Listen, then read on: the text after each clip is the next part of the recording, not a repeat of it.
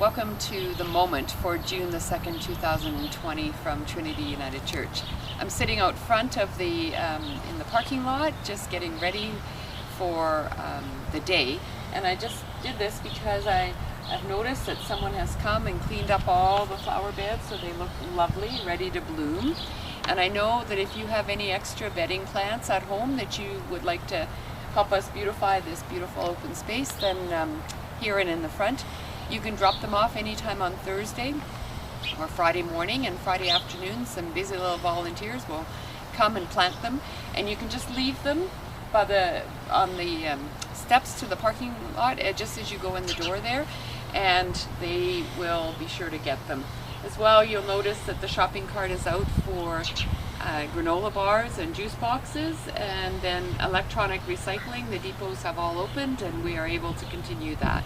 So we hope that you'll be able to do that. I know that many people are concerned about what's been happening in the US and the death of the black man by police and the protests that have been happening.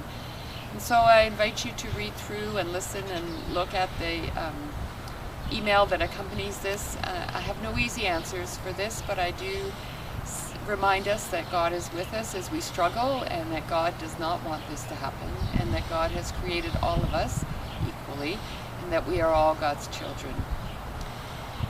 This Sunday, as we gather to worship, we're celebrating a number of different things. First of all, it's Pride Sunday and the beginning of Pride Month, which is a time when someone reminded me recently that at one time it took many protests to have folks acknowledge that this was an important part of who we are, and again, an important part of the family of God as children of God.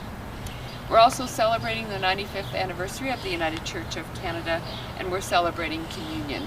So if you've got your little rainbow, perhaps this little rainbow that the Sunday school created for us a few years back, and perhaps if you can find that or another rainbow and bring it to worship, along with a candle, either a flameless one or one with a flame, a piece of bread, cracker, bun, some Cheerios, whatever it is that you're able to eat, and a drink of juice, any kind of juice, grape, apple, orange, water, whatever you're able to find. Bring all of those with you as we celebrate together, even though we are apart. One thing I'll just mention is that if you are coming to the church, the city has decided this is a good time to repave Caledon, which is the street that is right in the front of the church there. So if you normally take that to get to the church, it may be blocked off. It was open this morning, but yesterday there was all kinds of equipment on it, and we'll just watch and see, and hopefully it'll be done up in a little while.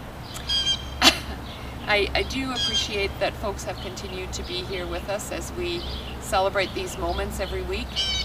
We hope and pray that you will know God's Spirit as we go about our week, and as we go about being the people of God in the way that we can and what we are called to be. Amen and amen.